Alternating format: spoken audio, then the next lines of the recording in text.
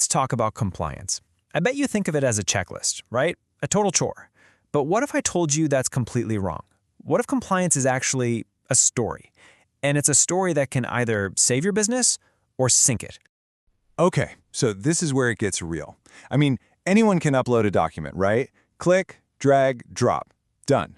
But uploading a document that a regulator will actually accept, whoa, that's a whole different ballgame. It's not about just having the paperwork. It's about having the right paperwork, the kind that tells a rock-solid, verifiable story. You know, it might sound like a small difference, but this is exactly where so many brokers get it wrong. And in doing so, they're creating this massive, totally unnecessary risk for their own business. So this disconnect, this difference between what brokers are doing and what regulators are expecting, well, that creates what we call the Great Compliance Gap. Let's dive in and see what that actually looks like. All right, first things first. You need to forget everything you thought you knew about source of funds. It's not just a document you upload. Nope, it's a whole narrative. Think of it like a complete financial story, with a beginning, a middle, and an end. And that story has to be super clear, totally logical, and this is the big one, it has to be traceable. And that right there, that's the crucial part. Imagine every single compliance document is like a chapter in this financial story. You have to ask yourself, is this chapter moving the story forward, or is it creating a giant plot hole? Because believe me, one little gap, one tiny inconsistency, and the whole thing, the whole compliance effort, it just completely falls apart. Okay, so that's how we should be thinking about it. But what does it look like from the other side? From the people who actually check this stuff. Let's try and see this through a regulator's eyes for a minute. So here it is. This is the fundamental problem. Most brokers, they're focused on quantity, just piling up documents to check off a box. But regulators, they couldn't care less about the size of the pile. They're hunting for quality. They don't want a mountain of paper. They want a clear, verifiable story that's backed up by solid, credible evidence. And really, what they're looking for boils down to just three simple things. First up is clarity. Can they actually follow the money trail from point A to B without having to hire a private investigator? Second, consistency. Does the story even make sense for this particular client? A millionaire depositing $50 is just as weird as a student dropping 50 grand.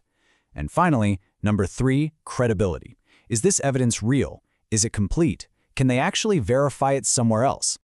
And look, there is zero room for error. You miss just one of these, and boom, it's an instant red flag. And when that red flag goes up, well, the consequences can be pretty severe. We are not talking about a simple slap on the wrist here. So let's get into the real cost of getting this stuff wrong. This is a minefield of common mistakes. So many brokers just get tripped up right here. They'll accept a generic bank statement and not ask any questions. They'll see a huge mismatch between what a client earns and what they deposit and just ignore it. Or they'll submit a bunch of files with zero context, no explanation, no real proof of where that money actually came from in the first place. Let's be clear. That's not just bad compliance. That's exposure. You're not just failing to check a box. You are literally putting your entire business right in the line of fire. Okay, let me walk you through a super common scenario. A client deposits, say, $50,000 and just says, oh, it's from savings. But you take one look at their income profile and, yeah, there's no way that adds up. And they haven't provided any other documents to explain where it came from. So what happens next? Simple. The account gets flagged, the whole onboarding process grinds to a halt, and you might even have to report it. And the fallout from that single flagged account, it's not pretty. We're talking about fines that can absolutely cripple your business, delays that will kill any chance of a good client relationship, damage to your reputation that you can never get back, and in the absolute worst-case scenario, you could be risking the very license your business is built on. So it's pretty clear the old way of thinking about compliance is just broken. It's totally defensive, it's reactive, and it's just packed with risk. But what if we could flip the script? What if we could go from playing defense to playing offense? Well, that's exactly where the visibility solution comes into play. Okay, this is the key mindset shift. You don't build trust by just doing the bare minimum. That's not how it works.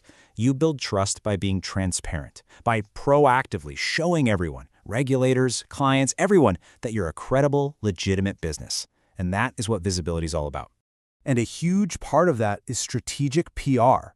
Now, I'm not talking about fluffy marketing here. I want you to think of this as an essential defensive layer for your reputation. It sends this incredibly powerful signal, a signal of credibility and legitimacy to all the people who matter. Which brings us to the final and maybe most important piece of this puzzle, actually taking charge. It's all about controlling the narrative around your brand. You see, the brokers who really last, the ones who stick around long-term and build these incredible businesses, they get this. They don't just sit back and react to requirements. No, they are out there proactively controlling how everyone sees them. So I'm going to leave you with a question to really think about for your own business. Take a hard look. Right now, is your compliance just a liability? Is it just a ticking time bomb waiting to go off? Or have you turned it into a powerful strategic asset that actually builds trust and fuels your growth?